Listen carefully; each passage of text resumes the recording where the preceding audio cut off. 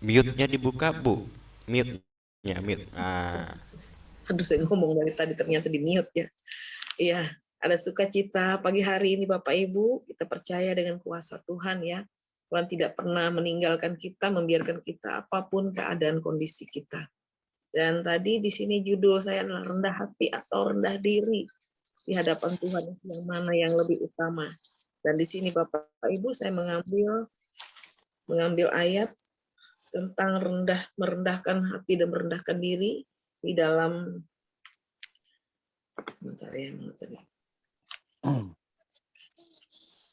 saya mengambil di dalam Lukas 10 ayatnya yang di dalam Lukas 10 ayat 39 sampai 40.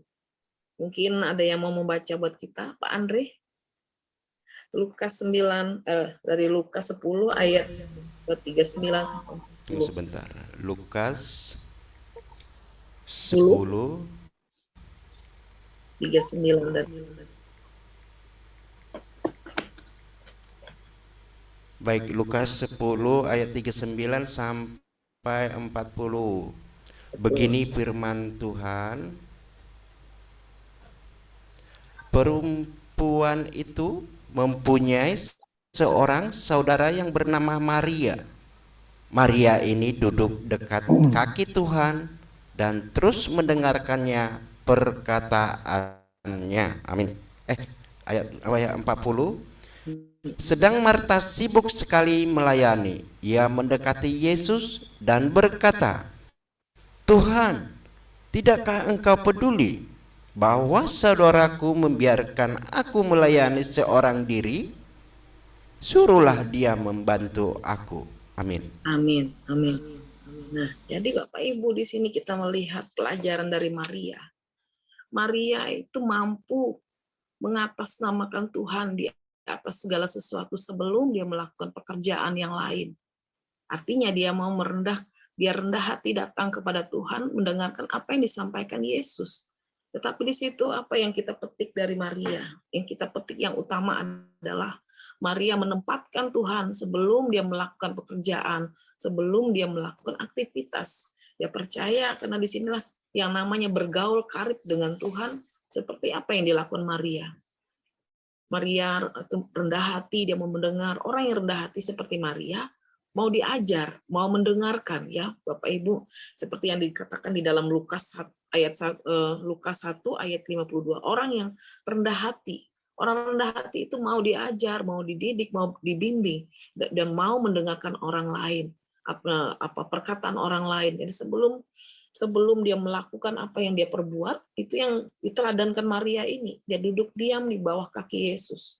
Dia mendengarkan, tetapi saudaranya yang bernama Marta malah dia memarahi, dia melihat kok Maria membiarkan saya melakukan pekerjaan, Maria membiarkan saya sendiri menyiapkan segala sesuatunya, tetapi beda dengan Maria.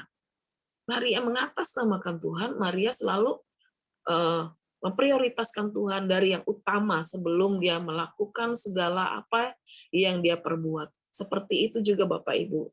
Jadi bukan kebetulan tentang Maria ini, tetap mengajarkan kita untuk kita bergaul karib, kita mengatasnamakan Tuhan sebelum kita melakukan pekerjaan, pelayanan, aktivitas apapun. Jadi penting sekali merendahkan hati di hadapan Tuhan. Penting sekali untuk kita selalu mengandalkan Tuhan di atas segala-galanya, sehingga apapun yang kita perbuat dan tidak akan menjadi sia-sia Bapak Ibu. Karena kita percaya itulah yang Tuhan mau, itulah yang Tuhan inginkan.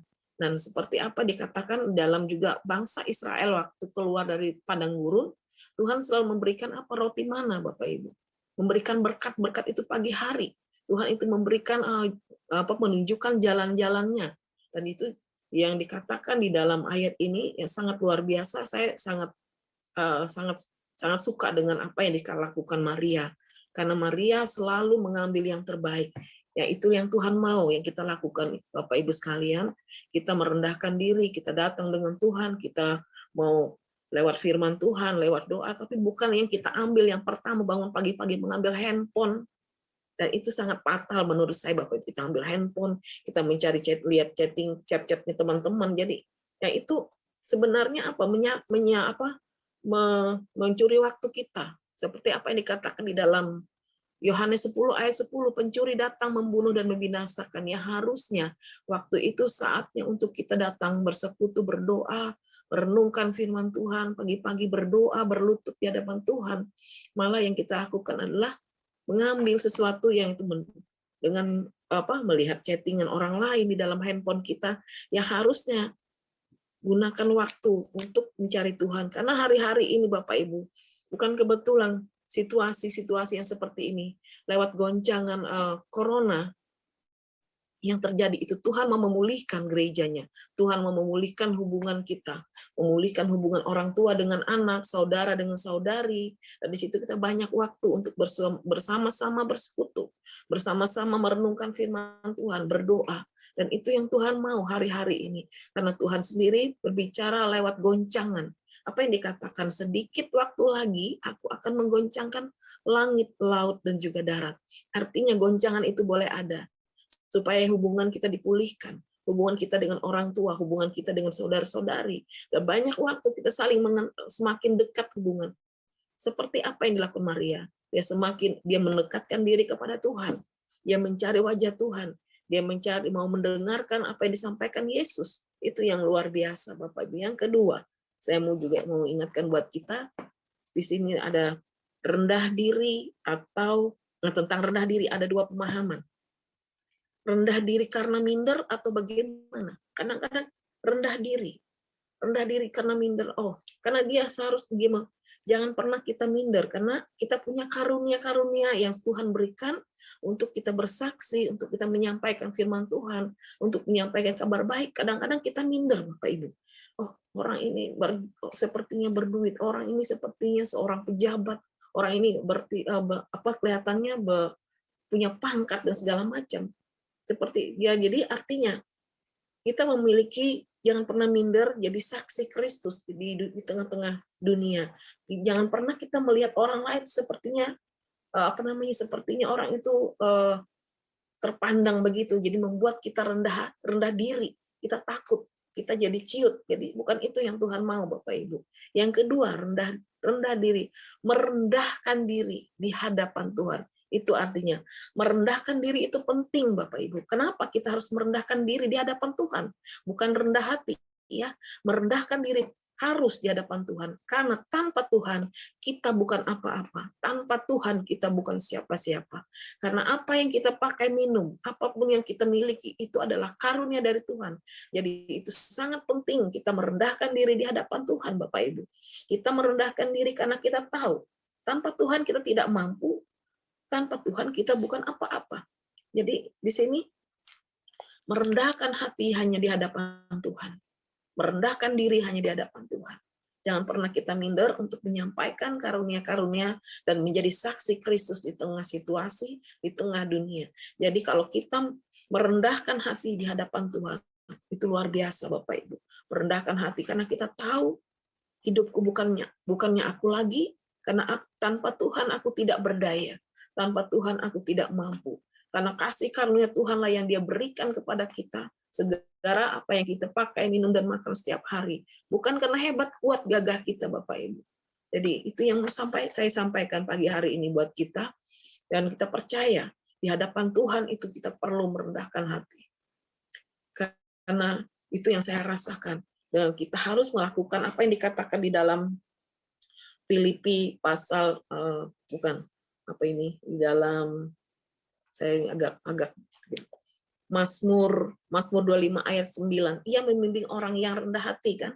Jadi Tuhan itu membimbing kita jadi orang yang rendah hati, menyingkapkan jalan-jalannya, membuka rahasianya satu persatu. Jika kita bergaul karib, merendahkan diri di hadapan Tuhan, yang sangat utama, Bapak Ibu. Untuk itulah kenapa yang pertama saya katakan tadi, karena kita percaya.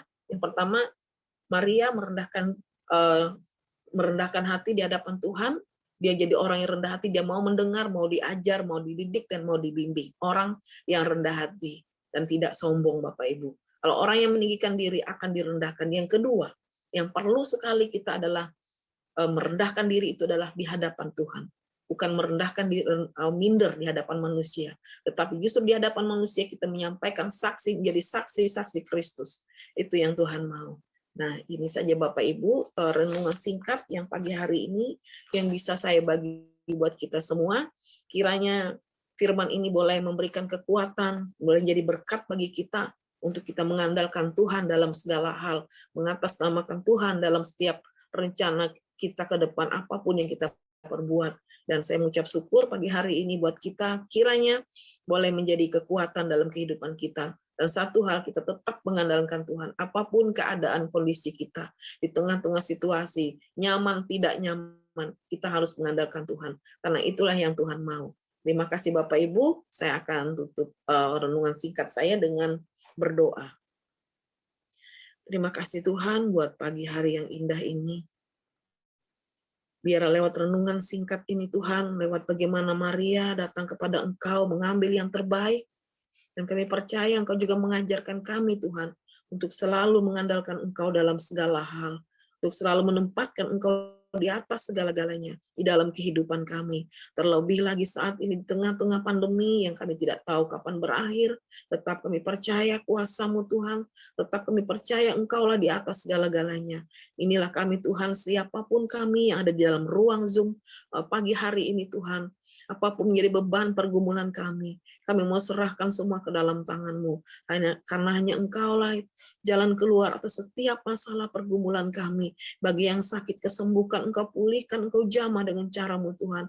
Bagi yang mengalami beban berat, Engkau memberi kelegaan. Bagi yang mengalami jalan buntu, Engkau buka tingkap-tingkap langit, tingkap berkat-Mu Bapa. Dan inilah hidup kami Tuhan, ada di dalam rencana-Mu. Terima kasih Roh Kudus, terima kasih Bapa. Biar segala pujian dan hormat hanya kami serahkan ke dalam tangan-Mu. Hanya di dalam nama Tuhan Yesus kami alaskan doa kami. Haleluya Tuhan. Amin.